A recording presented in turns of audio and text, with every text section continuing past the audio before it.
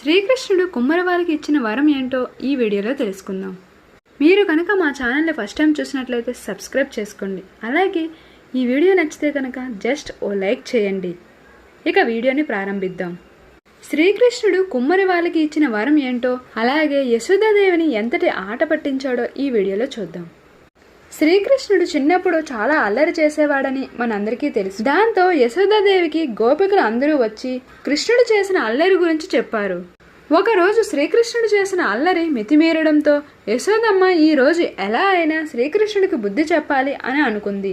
అది తెలుసుకున్న శ్రీకృష్ణుడు దదీపండన్ అనే ఒక కుమ్మరివాడి ఇంట్లోకి వెళ్ళి ఆ కుమ్మరివాడి ఇంట్లో ఉన్న ఒక పెద్ద కుండలో దాక్కుంటాడు.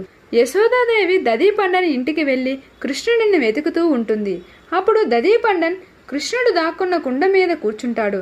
దాంతో యశోదాదేవి ఆ ఒక్క కుండని తప్ప మిగిలిన కుండలన్నీ వెతికి శ్రీకృష్ణుడు లేడని అనుకొని వెనక్కి వెళ్ళిపోయింది. కుండలో ఉన్న శ్రీకృష్ణుడు, నన్ను కాపాడినందుకు ధన్యవాదములు, ఇక్కడ ఇరుకుగా ఉంది, నన్ను బయటకు వదలండి అని అడుగుతాడు.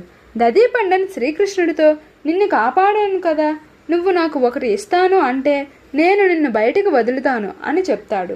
సరే, నీకు మాట ఇస్తున్నా అని శ్రీకృష్ణుడు చెప్తాడు. అప్పుడు దదీపండన్ సాయంతో శ్రీకృష్ణుడు కుండ నుండి బయటకు వచ్చి నీకు ఏం కావాలి అని అడుగుతాడు.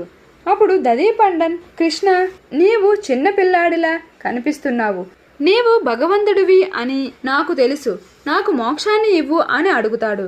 సరే, నా అమ్మ నుండి నన్ను కాపాడినందుకు నీకే కాదు ఈ కుండకు కూడా మోక్షాన్ని ఇస్తున్నా అని చెప్పి శ్రీకృష్ణుడు అక్కడి నుండి వెళ్ళిపోతాడు.